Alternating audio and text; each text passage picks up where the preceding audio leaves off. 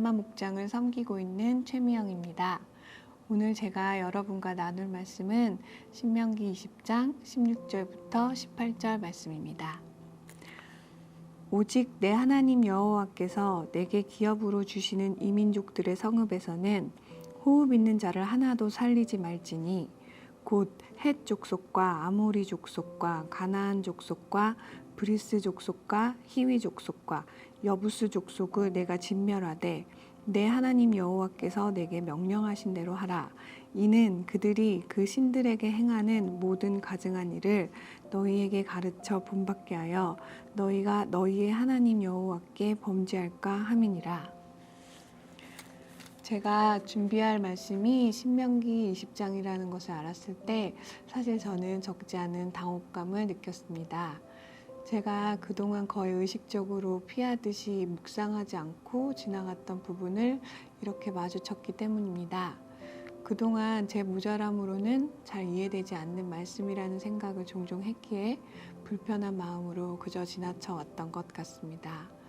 하지만 이런 저를 고민하고 나누는 것 또한 의미가 있을 것이라고 믿고 준비하였습니다. 민수기, 신명기, 여호수아의 전반에는 적을 진멸하라는 이러한 하나님의 엄중한 명령이 몇 번이나 떨어집니다.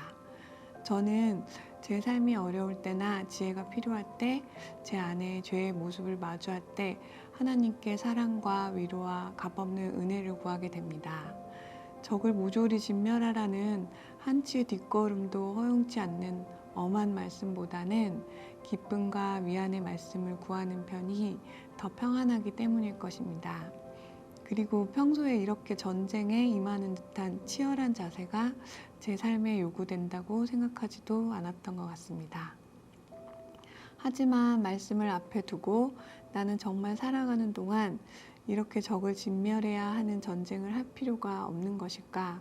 내가 명령에 따라 진멸해야 할 적은 대체 누구란 말인가 하는 의문으로 묵상을 해보니 이미 저는 전쟁터의 한가운데 있다고 해도 과언이 아니라는 것을 새삼 느낄 수 있었습니다.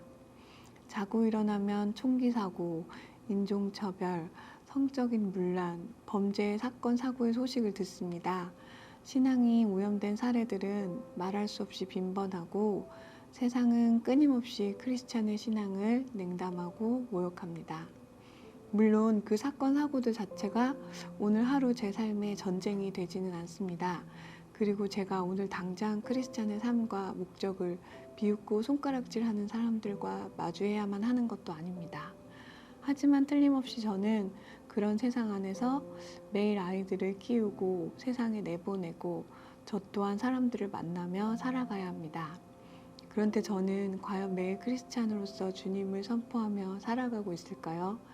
저는 제가 주님을 선포하기는커녕 매일 세상에 섞여 저 스스로도 놀랄 만큼 많은 것을 생각도 없이 수용하며 살아가고 있다는 두려움을 느꼈습니다.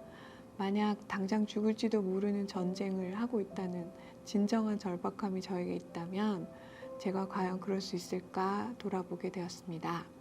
주님에 대한 경건한 두려움을 매 순간 잊지 않는다면 제가 여전히 이래도 좋고 저래도 좋다는 태도로 어린아이와 같이 위로만 구하며 살아갈 수 있을까 하는 의문을 가지게 되었습니다.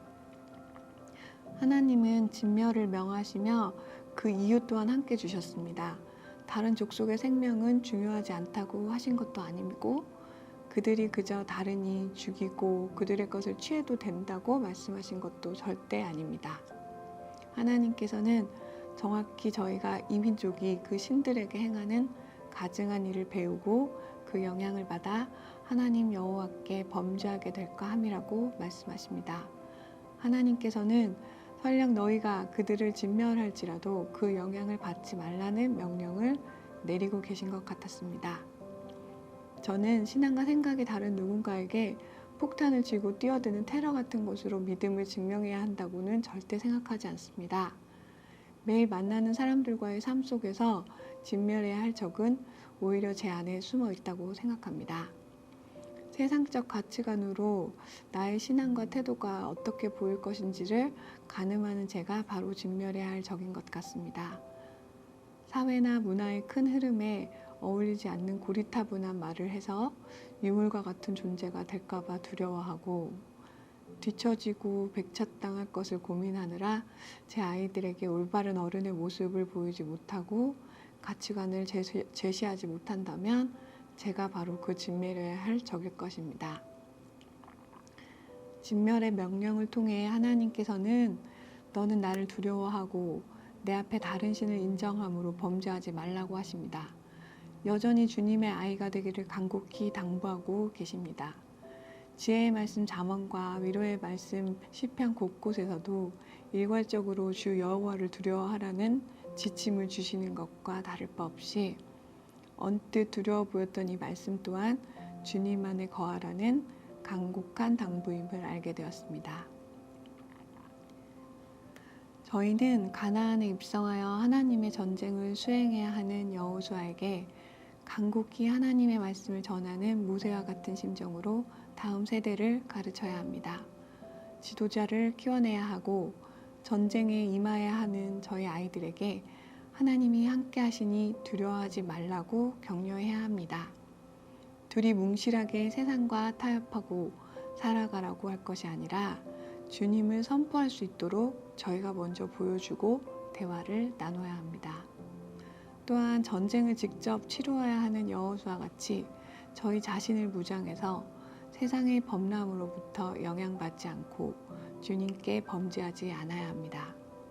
저희 신앙을 지키기 위해 하나님을 헛되이 섬기지 않기 위해 늘 깨어 있어야 합니다. 돈이든 명예든 아니면 다른 신이든 저희도 모르게 우상을 숭배하지 않기 위해서 그리고 주님 앞에 치명적인 범죄를 하지 않기 위해서 적을 진멸하겠다는 단호한 태도와 엄중한 가치관이 절대적으로 필요함을 잊지 않아야 할 것입니다. 기도하겠습니다. 대가 없이 저희를 구원하신 예수님, 주님께서 저희에게 원하는 것은 주님을 구주로 인정하는 것뿐임을 늘 알게 하여 주시기를 간구합니다.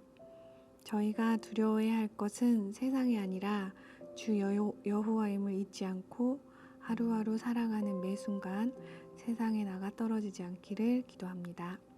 주님께서 저희를 굳건히 하시고 사용하시어 저희 자신과 다음 세대를 강건히 할 수 있기를 예수님의 이름으로 기도합니다.